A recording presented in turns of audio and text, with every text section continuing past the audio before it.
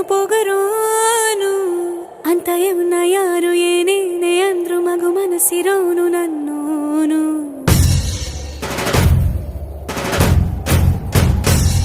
ಜಗಮುಂಡೋನು ಅಂತ ಊರ ಜನರು ಎಷ್ಟೇನೆ ಅಂದ್ರು ಮಹಾರಾಜನಂಕ ನನ್ನೋನು.